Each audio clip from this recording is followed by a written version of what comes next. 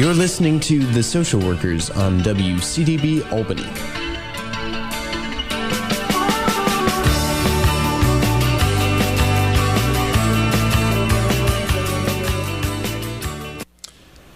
And welcome back to The Social Workers here on WCDB Albany, 90.9 FM in the Albany area.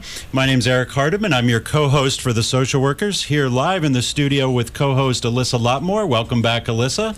Hi, Eric. It's good to actually be in the studio instead of doing pre-records like we have been doing. It's been a little while, and we're excited to be here. One of the things we do here at the Social Workers radio talk show is that we try to be on air as often as possible and present you with live interviews like we will do today, but we also sometimes pre-record interviews so that we can keep you up to date with information when Alyssa and I are not able to be here physically present in the studio. Well, there's just so much stuff going on and so many people who want to share their expertise and what's happening in social work research and practice and in the area community where people are engaged in making a difference. So we're excited to have a lot of shows that are pre-recorded but would still be on air. Yes, and this is an exciting time of year at the university too. We've just installed the brand new president, Javidan Rodriguez, and we welcome him to the university.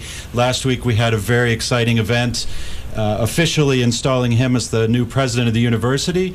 We have graduation around the corner. We have student projects in action, and that's part of what we'll talk about today. So it's an exciting time of year. There's a lot going on. Yeah. So today we have a student who will be here talking about her class project. Tamara Taylor is an advanced standing MSW student here at the university, and she has done a project on human trafficking. So she wanted to be on the show to sort of raise more awareness and give information. Dr. Wang Young Lee is her class instructor, and she has made a whole pamphlet, and you'll be able to talk a little bit more about all that you've done. But human trafficking is an important issue. A lot of students like to focus on it, but there's not as much attention that probably needs to be on the topic, and you're starting to change that with this project. Yes. So I'd like just to give us a little intro on why you created this project, and about human trafficking, and why sort of this was a project topic that you chose. And thanks for being with us. We're excited to hear you talk today. Well, thank you. The importance of speaking about human trafficking, one, I'd like to start from like a personal aspect of why I think it's important is because, with saying this, not saying that there aren't male survivors from trafficking, but just one as a female. I'm a daughter, I'm a granddaughter, I'm a mother, I'm a cousin, and it goes on and goes on. And it's just kind of disheartening to know that there are other females that are being trafficked, mostly for sexual exploitation. So for that reason, just being who I am, it just really hits home, and that's why it's important to discuss the topic of human trafficking with pretty much everyone. I think from a professional perspective for social workers, it just, the importance of it just really lies within our ethical principles, which is one, service, of course. And with service, we help those in need, and we also address social issues that arise. And this is an issue here, a topic here that it's causing distress within our communities. And as social workers, it's for us to kind of stand up and say, hey, we have a big problem here. And the problem is big enough to where, we have federal legislation being enforced to stop it. If you drive down South Pearl Street, you'll see a big sign saying, hey, stop human trafficking. There's one in between, another sign in between Washington and Western. And, it's just also just trying to promote awareness. So this is the importance, and this is how impactful, human trafficking has been within our communities. Also, when you think about social justice, with social justice, as social workers, we assist the marginalized and the oppressed. And when it comes to human trafficking, you see that there is socioeconomic oppression, so where those that are impoverished are preyed upon. There's also gender-based oppression, to where, you know, females are highly sexualized within our society, and this is the reason and the basis for them to be exploited sexually. So this is why this is something very important to speak about. And lastly, when it comes to youth trafficking, whether for labor or whether for sex, it's just, you know, these children are recruited as young as 10 years old. Into sex services, you know, and also into labor trafficking. So it's just something that we just really have to kind of stand up and step up and say something about. So I want to connect this back to your class. How does this connect to the class that you're taking with Dr. Lee, and how did this community project sort of arise for you? With the project, we everyone kind of picks their own project or their own issue that they would like to address, and I've actually come to know anti-trafficking activities from my field placement. So I just kind of chose that topic because this is something I'm becoming more aware of, and I wanted to share the information. Could I just interrupt? Where's your field placement? Oh, I'm very happy to say that. At the Office of Family and Children's Services at Rensselaer, but it's the anti-trafficking department, which I didn't even know existed until, you know, I was there. Like, wow, you know, I was taken aback when I found out I was going there. So on the course of my time with being there, I've just met so many people and found out so much information, and it's just I'm here to share that, you know. And it's a good example of our social work graduate program. You're in the MSW program, yes. And sort of how students are placed in the community, the things that they learn, and the opportunities for learning that happen outside of the classroom. So you Correct. have what you're learning in the classroom, but then you have the opportunity to work several days a week with this you know, very, very important organization in Rensselaer. And so I think Right. that I would imagine that adds some richness and depth to your learning. Yeah, it definitely does. And what, you know, I'm very grateful because, you know, it's one of those placements where I'm not really just stuck in the office behind a cubicle, you know, at my desk, like twittering away.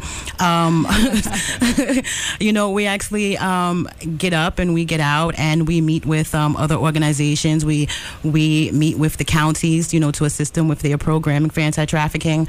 And I get to go to a lot of conventions, you know, conferences, as well as training. So that really, you know, helps me where I'm going with trafficking. And I just wanted to jump in because Eric had said about the uniqueness of our graduate program, or, you know, social work, is that we're going into different placements.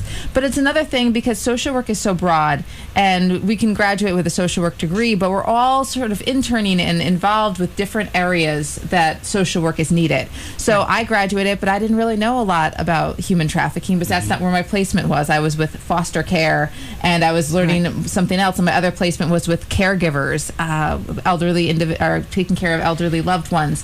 And I think it shows that we can bring back information to the classroom and share that with our peers. Correct. And share information about other issues that are important to social work and social justice, as you were saying, and that need to be advocated for. But at the same time, we might not know about it, even though we're in the social work profession, or as much as we should, because there's just so many different areas that social workers practice in. So this project that you're doing, and what you're going to go a little bit more in depth about, is a great way to raise awareness, not only in our community, but with those in our class and our peers and our instructors even, who might not know as much about this certain topic. That's right. That's an important, critical part of you know, what we need to advocate for. Well, I do think when it comes to social work, yes, it is very broad, and you can land into so many different fields, especially as a social worker, you can fall into fields outside of social work. So that's a real interesting component of, you know, the social work profession.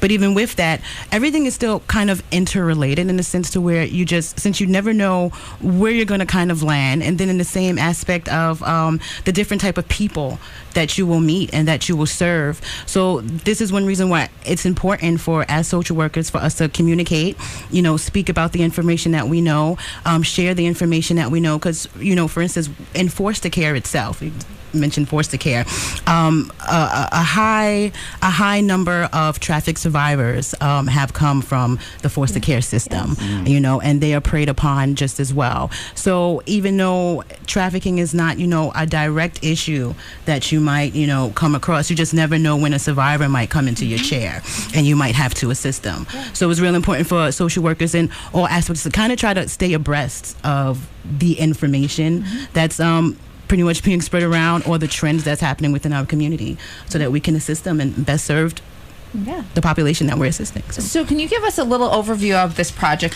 There's, you know, our listeners can't see it, but there's a really wonderful pamphlet that you made that gives information, resources, you know, how can you help? It sort of goes a little information about human trafficking, even provides a list of documentaries, reports, and survivor stories that we can find on things like Netflix and just different areas of the internet and on YouTube. And you really go into even resources and services in the areas and hotlines. So can you just go a little bit in more detail about what this project is and what you kind of hoped that people would get out of seeing this pamphlet that you created? Well, this one here is actually it's a group project. I do have a partner with me, and together we're creating a pamphlet for professional use. But this one right here is just a leaflet, very informal, pretty simple, just regular paper, you know, nothing glossy, highlighted, or special about it. But what I was hoping from this is to actually offer information to people that's not normally given, you know, or offer information that, you know, it's just is right now it can be simple and just in reach for people. And a lot of times when we speak about human trafficking, it's really just kind of focused on, you know, case studies and the stories of survivors. Not saying that that's not important, but then it's also at the same time it's just kind of like, you know, disheartening and sad all the time, you know. But with this, it gives important information like federal laws and state laws, because a lot of people don't have just open accessibility, even though it's public information. You know, they don't just have the accessibility and sometimes just even knowing where to go to find these things. So that's why I provided it. Just to add to that, like one of the conferences that I went to one last week with the New York State Council on Adolescent Pregnancy, which is real interesting. And they did say when traffic survivors coming for assistance, males are usually offered information that comes to like law and legalities, where females are mostly offered and provided information for emotional supports. So, you know, we have this group that you can go to, you know, to speak with, or we have this type of counseling to offer you. So this was like the reason why I put that information in there. When it comes to the resources, okay, great, we know about human trafficking, but now what do we do? Yeah. Who do we call? Who do we send it to? So it was just kind of trying to put together a bank of information that people can just readily just say, okay, this person is homeless, this person needs assistance. We can call Hatters, you know, to assist them, and they can also assist them with the needs for trafficking. So this is why this information was pretty much put together. Can you talk a little bit, Tamara, about how the language and views about human trafficking might have changed in recent years? I mean, this is a topic that is certainly more in the media. It's more in the public discourse, but there's still some misunderstandings out there about where it's happening, when it's happening, and what language is used to talk about it. Okay, so first let's start with where it's happening. And the largest misconception, you know, within the United States is just that it doesn't happen here. And that's why the very front cover of the leaflet says human trafficking happens here in New York State, just to kind of make that visible to people and have it kind of resonate in their head, like this is going on in our communities, you know. And especially, you know, with human trafficking being very underground and not so visible, it will give people the opinion that no, it's not happening here. We don't see this happening. So just to address that, when it comes to changing our views, one area that I really enjoy speaking about and thinking about is when it comes to criminal cases. And, you know, with the rise of youth being arrested for prostitution, it actually, you know, brought legislation to state, wait a minute, what's happening here? Why are all these, you know, these 16-year-olds, 14-year-olds, they're being picked up for prostitution? Like, when did that start happening? So within these cases, we're changing the language from prostitute to traffic survivor has really changed the way that we respond to persons who were trafficked and how to assist them. Because when you say the word prostitute, it has all these like negative connotations behind it, just already just embedded in our heads, you know. But when you say traffic survivor, it's just like, oh my goodness, like this has happened to this person, so we need to find these type of ways to assist them. And you seem to be doing a really good job at helping to break down the myths of trafficking, sort of having the facts out there instead of just people having their ideas, which might not be, you know, factually based Correct. about human trafficking and really all that it encompasses in terms of how many people are impacted by this and all the different ways of human trafficking and how people get pulled in. And I think you're helping to raise awareness about really all that human trafficking involves. Yeah, correct. Thank you. Yes. So one myth that I've mentioned briefly earlier is that only girls are trafficked. And this is so not true. Males are trafficked as well. What you find when it comes to homeless youth is that a lot of survivors are lured into trafficking and put into predicaments for especially sexual exploitation for survival means. Like, we're hungry, we need shelter. And even with coming into trafficking, it could be so simple. Oh, you're a homeless youth, you're on the streets. Hey, I have a place for you to stay. Why don't you come stay here? They go, they stay, and then finally, oh, you've been here for a week. So now you have to pay, that you have to do your portion. And this is how these situations are like slowly put into those type of to those people. Yeah. Also, another myth that human trafficking only occurs overseas and in other countries. No, it doesn't. It happens right here, which I've stated before. The belief, the myth that people have to be trafficked internationally or have to be trafficked across borders, and that's not true. People are trafficked right out of their homes, within your communities. So, and then trying to think of another one. Most people that are trafficked, they're kidnapped or they're abducted, and that's not true at all. The fact is that most traffic survivors were trafficked from people that they trust, people that understood or knew their vulnerability, so they acted on that. Yeah. So it could be familial, like a parent, a foster parent, a friend, and there's also been a rise on youth trafficking, so kind of like pulling each other in into the situation. So, and I like how you mentioned those myths, because that's a lot of them I heard, especially the one overseas, and that it's this happens, they're abducted, and that's what we think about. So when we think about, I like how your pamphlet says in New York State, because that happens. It happens here, and it's not always the way that we envision. It's not always some abduction where now they're pulled into this, and like the Lifetime movies. You're right, like especially like the movie Taking. That's the number one movie that you'll hear from people when we have discussions about human trafficking is, oh, well, the movie Taken, this is what happened. So it's like that kind of Hollywood glamorized, and that's the perceptions that we keep within our minds of what this is and how it happens. One, there's not always a savior. There's not always someone there with guns kicking down doors, So. Right. Well, it's exciting. So if you've just tuned in, we are the Social Workers live radio talk show. I'm co-host Eric Hardiman here with my co-host Alyssa Lotmore, and we're actually conducting a live interview with Tamara Taylor, a master's student, a student in the Masters of Social Work program here at the University at Albany, and she's discussing human trafficking. So if you're wondering what this rich, fascinating conversation is about, that's what we're talking about, and we're very excited to have you on, Tamara. Thank you. One of the things that, in listening to you, I'm thinking about sort of the translation that you're doing from the classroom to the community, and changing myths and perceptions is part of it. Correct.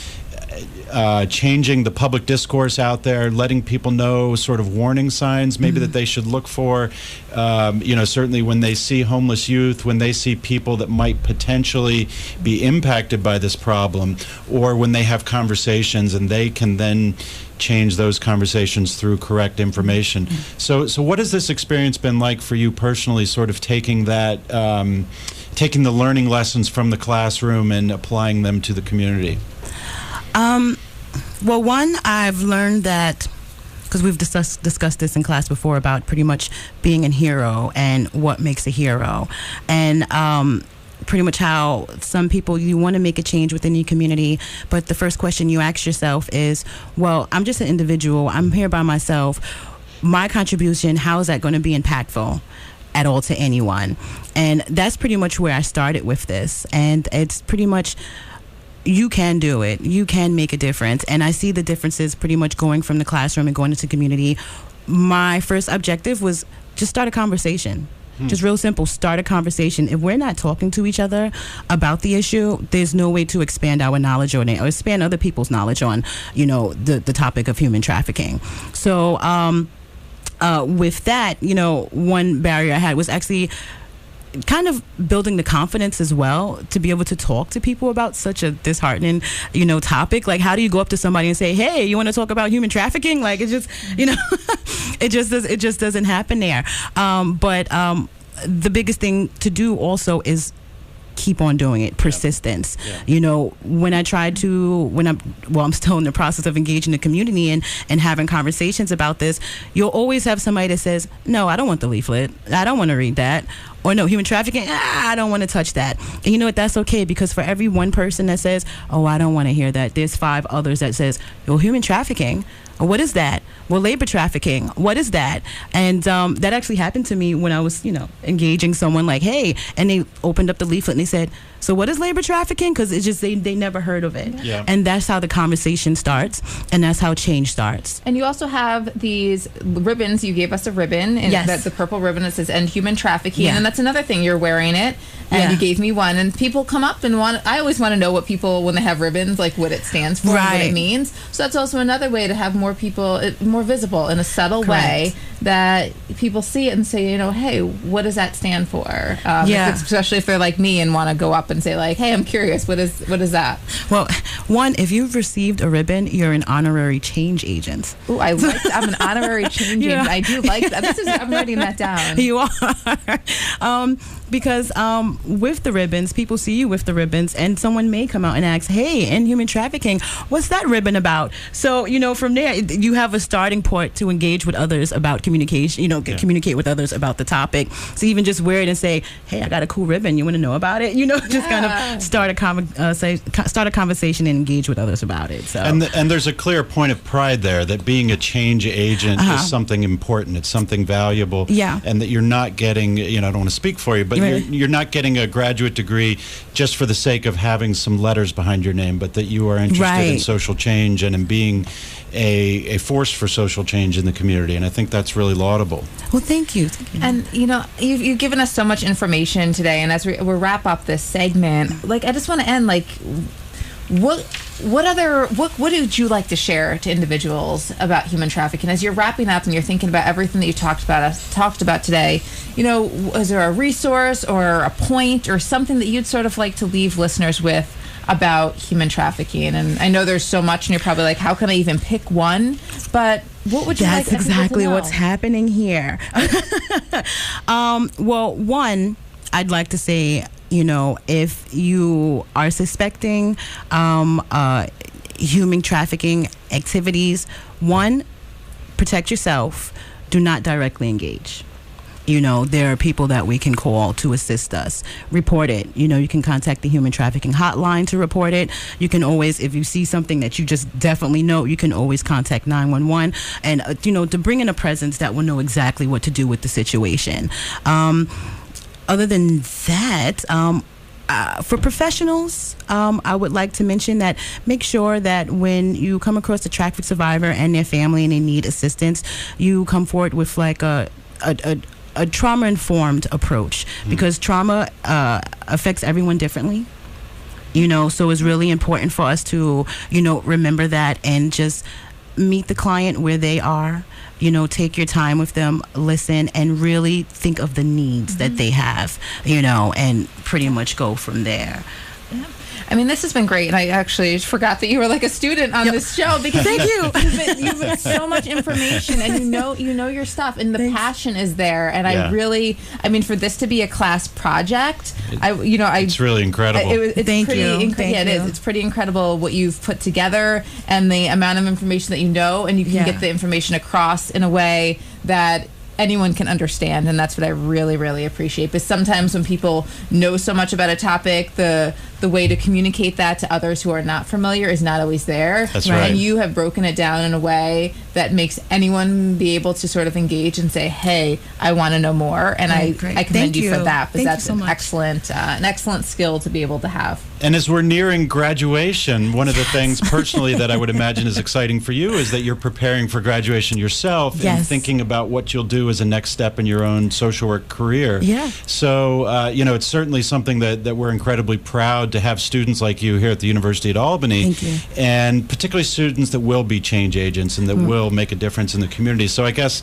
as a last question, I'm just hoping maybe you can talk for a minute about what your plans are and how you hope to use learning experiences like this in your professional development. Okay, well, my plan after graduation is just to relax.